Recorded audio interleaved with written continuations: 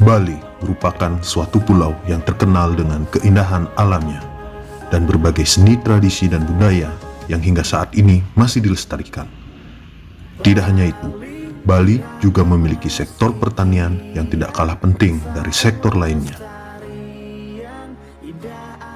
Tantangan budidaya pertanian pada beberapa dekade terakhir ini adalah masifnya penggunaan input pertanian kimiawi di Provinsi Bali. Pestisida kimia banyak digunakan karena dapat diaplikasikan dengan mudah.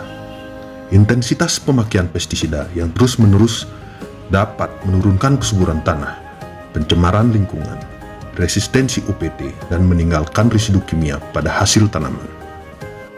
Regulasi dan kebijakan yang mendukung pelaksanaan budidaya tanaman yang sehat, ramah lingkungan, dan berkelanjutan adalah Undang-Undang Nomor 22 Tahun 2019 tentang Sistem Pertanian Berkelanjutan, Peraturan Pemerintahan Nomor 6 Tahun 1995 tentang Perlindungan Tanaman, Peraturan Daerah Provinsi Bali Nomor 8 Tahun 2019 tentang Pertanian Organik.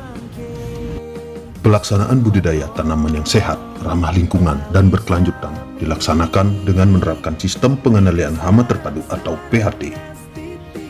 Penggunaan APH merupakan salah satu komponen dalam PHT. Dengan ini, diharapkan terjadi keseimbangan dalam ekosistem, sehingga keberadaan OPT tidak menimbulkan kerugian secara ekonomis.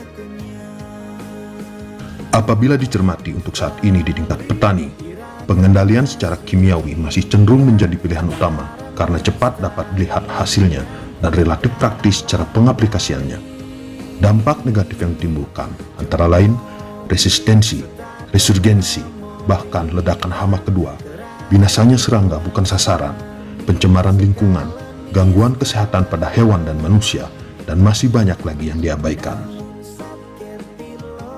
Terbentuknya klinik PHT di tingkat lapangan mampu memberikan dampak positif kepada petani melalui transfer pengetahuan dan keterampilan tentang cara perbanyakan APH. Klinik PHT adalah kelembagaan di tingkat petani dengan salah satu tugasnya yaitu memperbanyak APH. Di klinik PHT ini, petani diajari cara memperbanyak APH. Ketersediaan APH yang memadai pada suatu sistem sangat menentukan keberhasilan usaha pengendalian OPT dengan memanfaatkan agensia pengendali hayati. Maka perlu dilakukan pengembangan agensia hayati, baik di tingkat petani maupun di tingkat laboratorium.